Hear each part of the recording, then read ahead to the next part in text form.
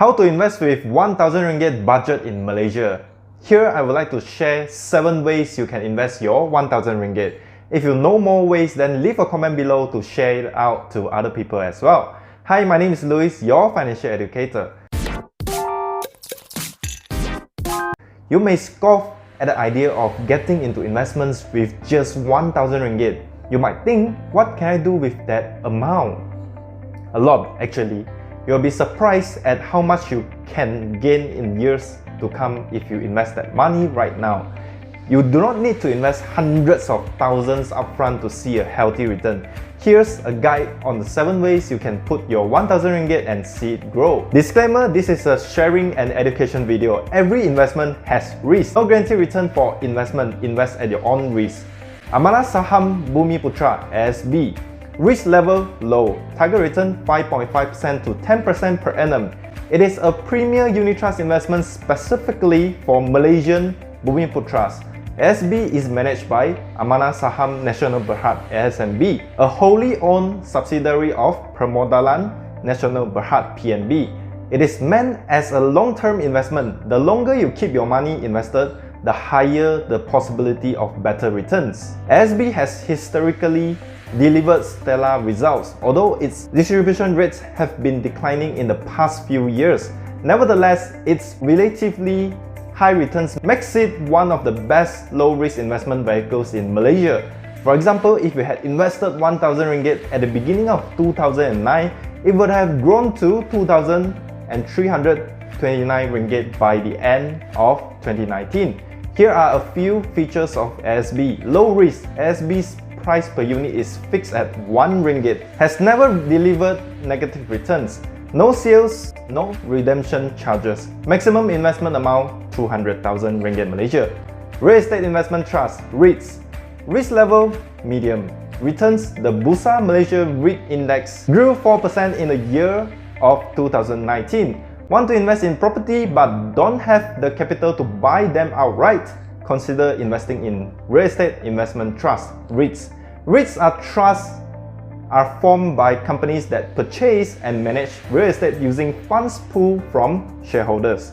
REITs invest in all types of properties such as residential, commercial, industrial, and retail properties. Investors generally favor REITs because they offer high dividend payouts, 4% to 8%. Compared to regular stocks. You can also gain profit from them through capital appreciation.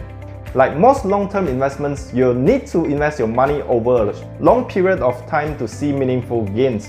Example, if you had invested 1000 ringgit in Sunway REIT at the beginning of 2014, it would have grown to around 1400 ringgit, including dividends by the end of 2019. ETFs, exchange traded funds. Risk level low to high. Returns varies depending on the ETF. Exchange traded funds ETFs pool investors' money to buy a group of stocks, bonds, or other investments. Just like stocks, you can gain returns from ETFs through dividends and capital appreciations.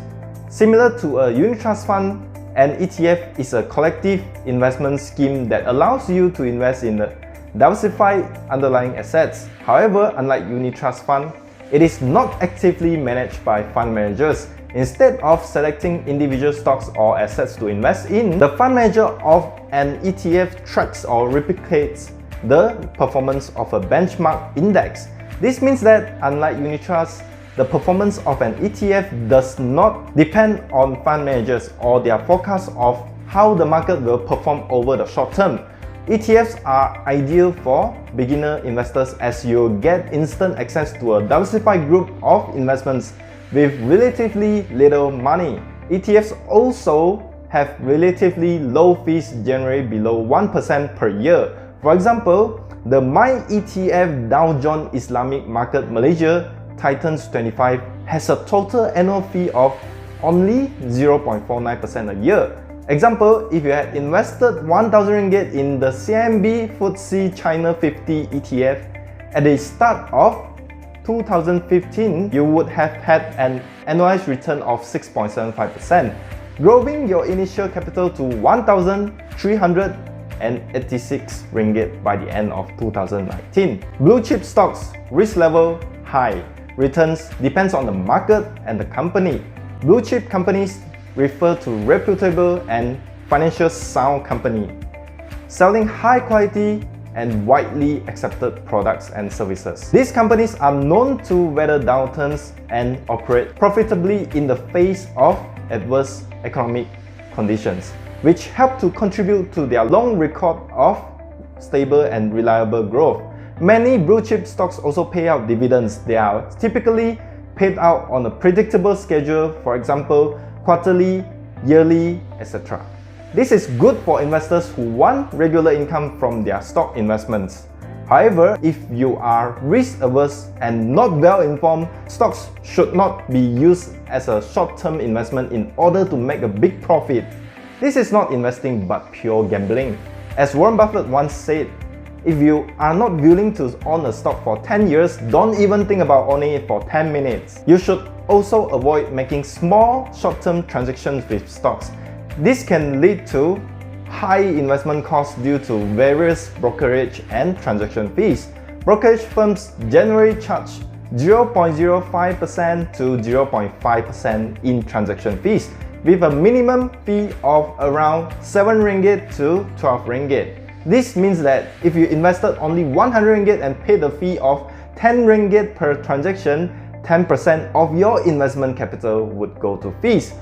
For example, if you had invested 1000 ringgit in Public Bank Berhad at the start of 2010, it would have grown to around 2400 ringgit Malaysia, including dividends by the end of 2019.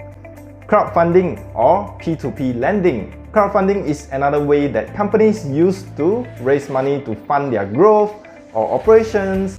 There are a few types of crowdfunding, but as an investor with minimal capital, debt-based crowdfunding might be of most interest to you. Debt-based crowdfunding or peer-to-peer P2P lending involves pooling money from investors to lend money to businesses. With potential returns of 10% per annum or higher, crowdfunding typically delivers better returns than bonds, blue chip stocks, and other types of investments.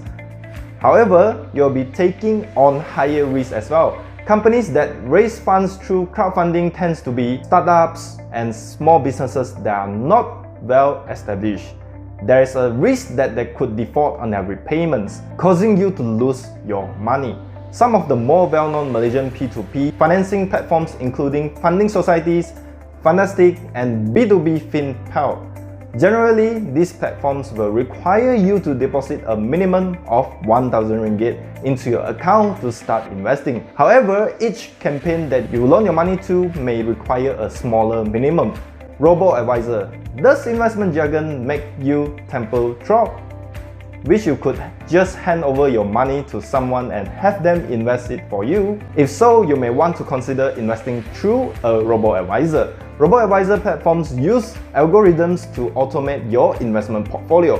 When you sign up under a robo-advisor platform, you will complete a questionnaire that will gauge your risk tolerance and investment time horizon. The platform will then use certain algorithms to automatically invest your money, usually in ETFs, and periodically rebalance your portfolio in response to market conditions. Robo-advisors are good if you prefer a set it and forget it approach to investing.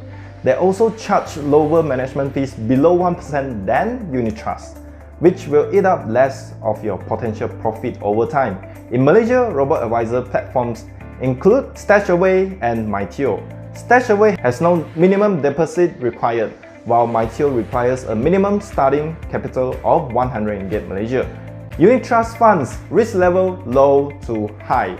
Returns depends on portfolio and funds. Unit trust funds are a form of collective investment that allow investors with similar investment goals to pool their funds to be invested in a portfolio of securities or other assets. A professional fund manager then invests the pool funds in a portfolio which may include cash, bonds and deposits, shares, properties, and commodities. If you have little capital, this is a good news. It gives you the opportunity to invest in a diversified, professionally managed portfolio with generally a minimum of just 1000 ringgit.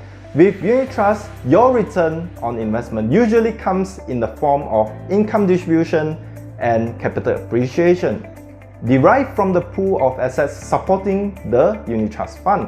Investing in unit trust usually involves costs like sale charge up to 5%, platform fees, annual management charges, trustee fees, and other charges. These charges can eat into your investment return over the long run. However, investing via online platforms like FundSuperMart generally incurs lower charges. Otherwise, click the link below to attend my webinar to know more about unit trust funds investment. Make sure you click the link below.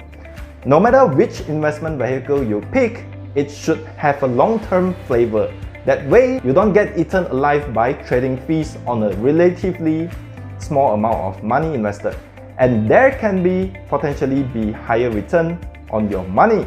If you find this video useful, make sure you comment below and hit the like button. If this is the first time you are watching my video, make sure you hit the subscribe button. Every single week we upload 2 videos for you, so hit the subscribe button and go ahead and watch the other video right now.